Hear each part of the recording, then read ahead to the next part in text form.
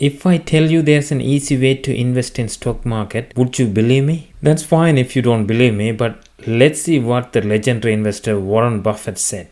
By periodically investing in an index fund, the know-nothing investor can actually outperform most investment professionals. This is what Warren Buffett said. With that statement, let's look at exchange traded fund, index fund, and mutual fund, and what are the differences, similarities, advantages, and disadvantages of each of these investment funds. Before we get into the video, if you haven't subscribed to my channel, please subscribe. My name is Chris Malay, and here's my bio, and I have put my disclaimer. Anything that I say in this video is actually for education and entertainment purpose only. This is not a financial advice. First, look at the definition of exchange traded funds, index funds, and mutual funds. First, ETF or exchange traded funds means basket of shares or other securities which can be traded in stock exchange like shares. We will discuss ETF in more details in the next slide. Second, index fund. Index fund means an investment that tracks a market index, typically comprising stocks or bonds. Again, we will discuss index funds in details in the coming slides. Third, mutual funds. Mutual funds combine money from many different investors to buy a variety of investments. And professional managers decide which investment to buy and sell for the fund. So the investors doesn't have control over which to buy or sell, but the professional managers do. First, look at what ETF is. As I said earlier, ETF means a basket of shares or other securities which can be traded in stock exchange like shares.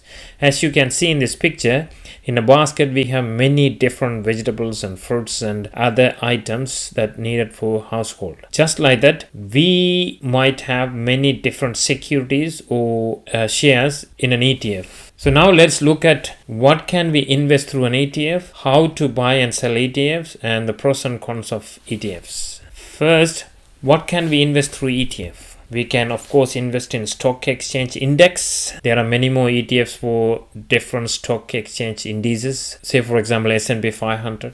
Next, we can invest in basket of securities in a particular sector, say for example ARK Innovation ETF, stock symbol ARKK, which invest in companies with most disruptive innovation.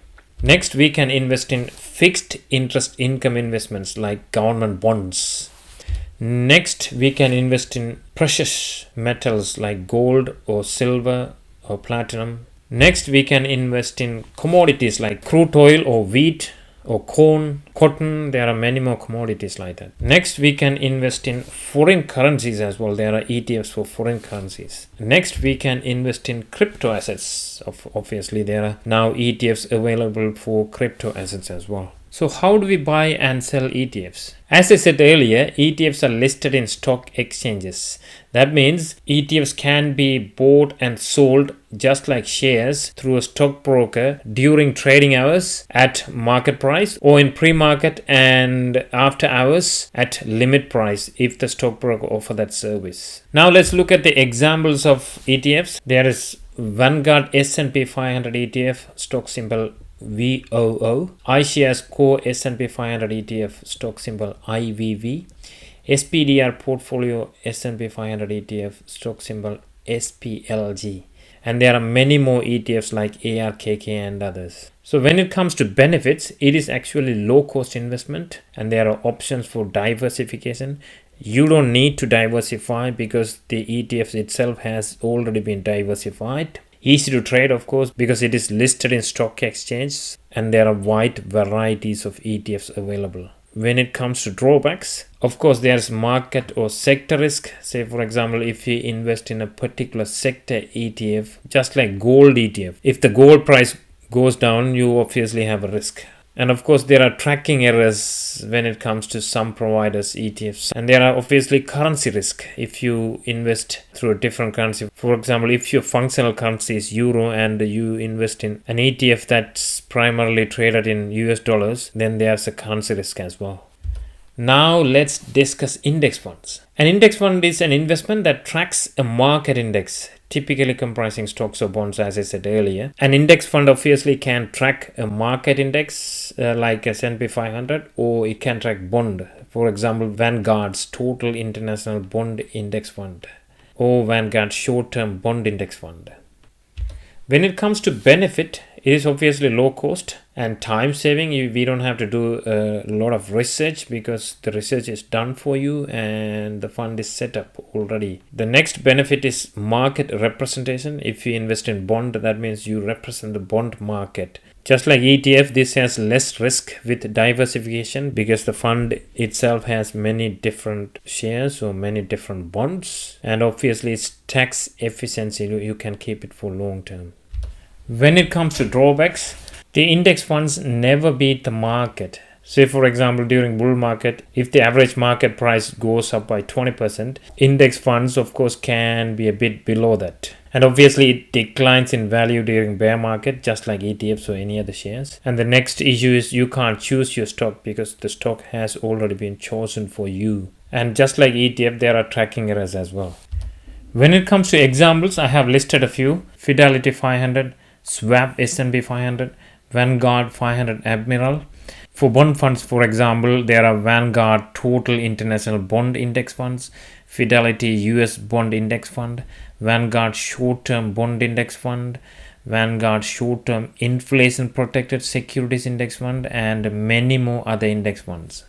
We have looked at ETF and we have looked at index funds, but what are the differences between these two? There are a few differences obviously. When it comes to trading, ETFs are traded like stocks. That means you can buy and sell ETFs during trading hours, but index fund can only be bought once at the end of the trading day. When it comes to price, obviously the ETF price fluctuates during the trading hours, but the index fund price is decided at the end of the trading day. ETF is highly liquid because you can buy and sell ETFs during trading hours, but index fund is low liquidity because you can only sell at the end of the day price only. When it comes to minimum investment, you can buy 1 unit of ETF at the price at that time, but index funds can have minimum investments requirement like $5,000 minimum or $500 minimum. Now let's look at mutual funds. Mutual funds combine money from many different investors to buy a variety of investments, and obviously the professional managers manage these mutual funds. And that means they decide where to invest, when to buy and sell the fund. The benefits are obviously diversification and there's professional management. Even if you don't have knowledge, you don't have to worry about it because the professional managers manage the funds. That means they have very good understanding of the funds, you would assume. When it comes to drawbacks, costly. Obviously, it's very costly compared to ETFs and index funds. And the returns are not guaranteed, and there could be tax disadvantages if professional managers buy and sell more often, and it's traded once a day. Now we looked at all three funds, so that brings a question: which one should we invest in?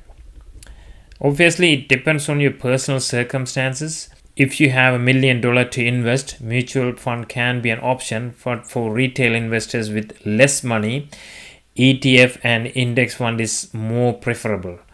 ETFs is much more preferable for retail investors because of the low cost. Of course, you can buy in small units, but index funds again might have a minimum investment requirement. That's the end of this video. Thanks for watching, and if you haven't subscribed, please subscribe. I will see you in another video.